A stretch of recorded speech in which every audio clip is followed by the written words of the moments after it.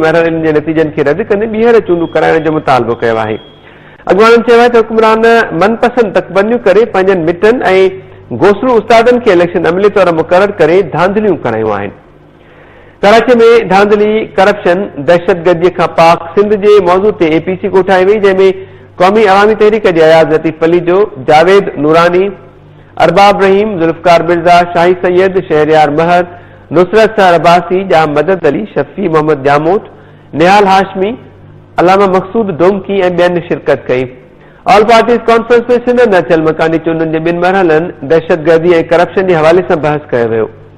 APC दौरान इतफ़ाक़ राय सां ठाराह मंज़ूर कंदे मकानी चूंडुनि जे ॿिन्ही मरहलनि जे नतीजनि खे रद्द कंदे ॿीहर चूंडूं कराइण जो मुतालबो कयो वियो। ठाराह में चयो वियो त मकानी चूंडुनि दौरान हुक्मराननि तरफ़ां पंहिंजनि माण्हुनि खे इलेक्शन अमले तौर मुक़रर करे धांधलियूं करायूं वयूं। 70 खां वधीक पोलिंग स्टेशन्स ते कब्ज़ो करे ठपा लॻाया विया। ठाराह में चयो वियो त आम चूंडुनि जे मैंडेट जीअं पीपल्स पार्टी ऐं MQM जो मकानी चूंडुनि जो मैंडेट बि जाली आहे।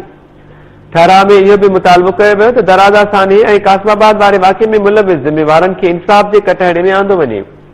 APC मां मंज़ूर कयल ठाराह में मुतालबो कयो वियो त दहशतगर्दी ऐं करप्शन ख़िलाफ़ कानून लागू कंदड़ इदारनि जो ऑपरेशन वधीक तेज़ ऐं असराइतो बणायो वञे।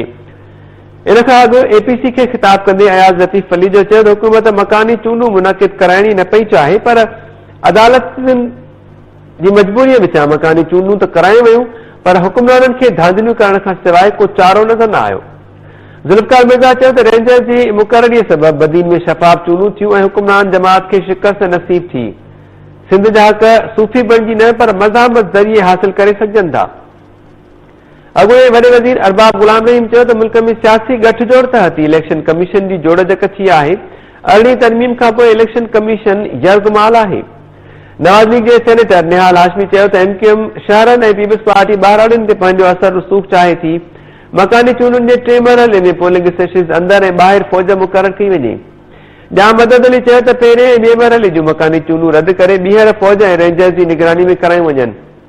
फंक्शन लीग अॻवान शहरयार महर ख़िताब कंदे चयो त सिंध में हिक तरफ़ एंटी करप्शन खातो करप्ट माण्हुनि ख़िलाफ़ कार्रवाई करे पियो त ॿिए तरफ़ वोट ख़रीद करे धांधली कई वई। JUP जे अवैस नूरानी चयो त कराची ऑपरेशन बार्गेनिंग ऑपरेशन आहे, 1 साल बाद ख़त्म थी वेंदो। अवाम जूं उमेदूं फ़ौज ऐं रेंजर्स में आहिनि, खेनि मायूस न कयो वञे।